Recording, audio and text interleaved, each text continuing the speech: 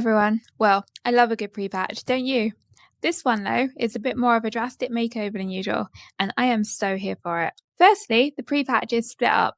This week we get all the game structure type changes, and next week we get the event starting. So I guess let's start with what's happening right now and what's really going to affect you making gold. First things first then, is the warbands. Your characters are linked in ways they were never linked before, including by a special Warband bank. This bank will link all of your characters. Now, let's be real here. We have used Guild Banks since TBC. Well, it was TBC, right?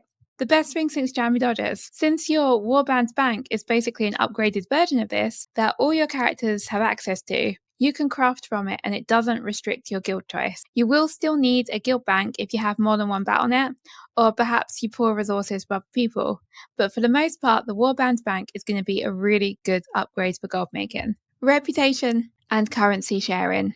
This one is so big for gold making.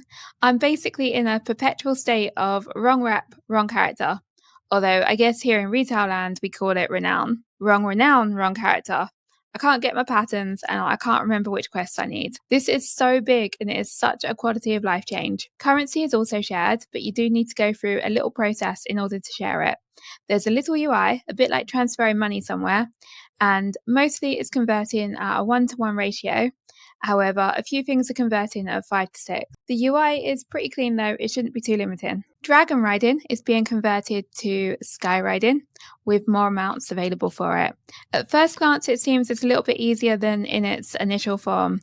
As a dragonflight noob, I'm not running out of resources and plummeting to the ground quite as often as I was before. I am disappointed my favourite mount isn't fixed for sky riding though.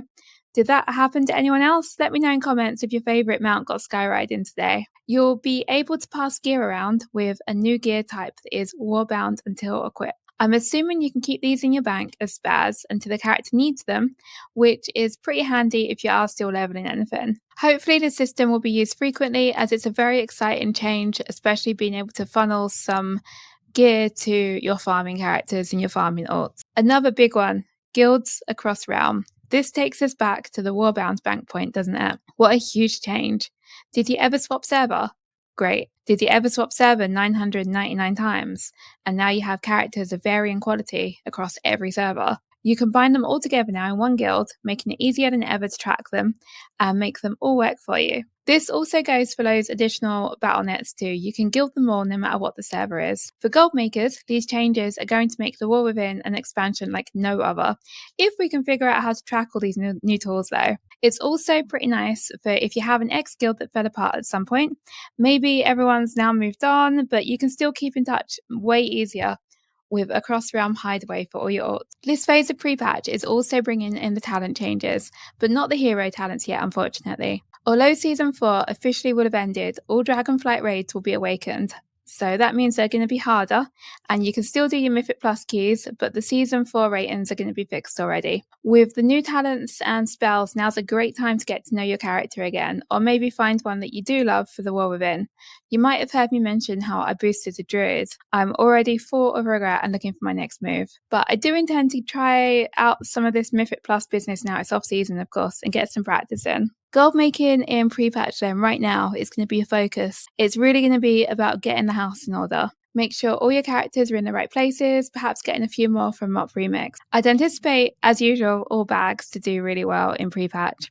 Once phase 2 of the pre-patch launches with the Radiant Echoes event, spell threads and enchants, then as we get closer to the War Within launch, you should start to see consumables picking up. In particular, any consumables that are going to impact your speed or longevity. That being said, I found a lot of the world quests were giving away huge chunks of gold. So if you are back and you are low on gold and you haven't got professions, you might just find your time's better spent out in the world completing quests and the mystery type of activities instead. Pets, mounts and transmog always do really nicely in retail. Pre-patch here should not be any different, and look out for any toys that help you travel. Transmog-wise, the transmogs are now account-wide, so if you pick up a mail item on a cloth wearer, you still get the look in your mail users. This is really big and should encourage some transmog shopping for sure, because people are going to need to finish off their perfect looks. I've been really enjoying playing some WoW and getting up to speed for the war within.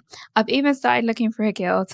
I hope you've been enjoying pre-patch so far too, and thank you so much for taking time to watch today's video. If you'd like to see more from me, then please do take a moment to like and subscribe. It really helps the channel out. Thanks a lot. Bye!